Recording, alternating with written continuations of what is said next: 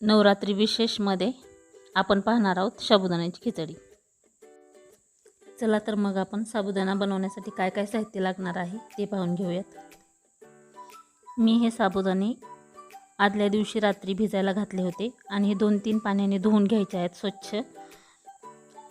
2-3 पाण्याने धुवून घेतल्यानंतर परत त्यामध्ये साबुदाण्याच्या वरी 1 इंच एवढं पाणी ठेवायचं आहे, जेणेकरून हे साबुदाणे सकाळी दुप्पट होतात आणि एकदम खुले खुले असे होतात, चिकट वगैरे होत नाहीत। अशा प्रकारे जर भिजवलेत तर तुम्ही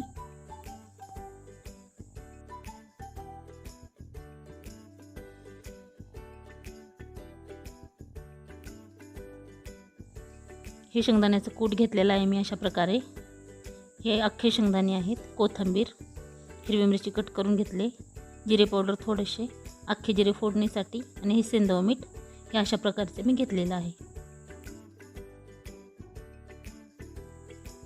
तुम्ही पाहू शकता हे सकाळी अशा प्रकारे साबुदाणा झालेला आहे, एकदम मोकळा आणि सुटसुटीत आहे आणि फुगून एकदम दुप्पट होतो हा साबुदाणा।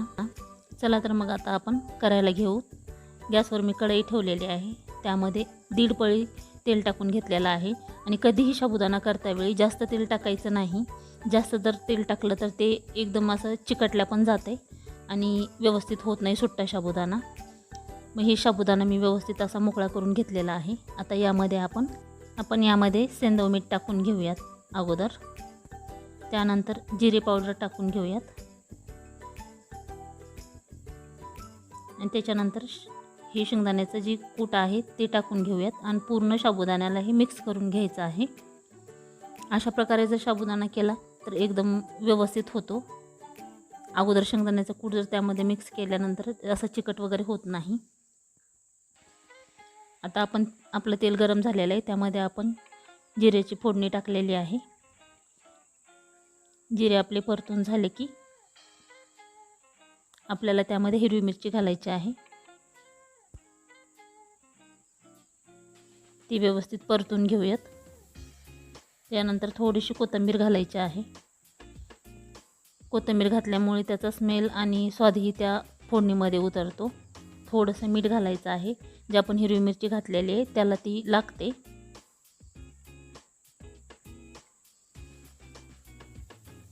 आता आपण जे शेंगदाण्याचं कूट वगैरे सगळं टाकून घेतलं होतं ते साबुदाणे आपण कढईमध्ये टाकून घेऊयात आणि टाकून घेतल्यानंतर व्यवस्थित आपल्याला ते हलवून घ्यायचे आहे।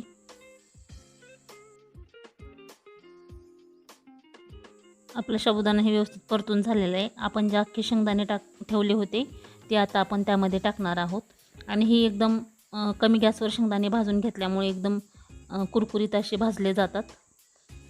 आपली खिचडी तयार झालेली आहे, तुम्ही पाहू शकता।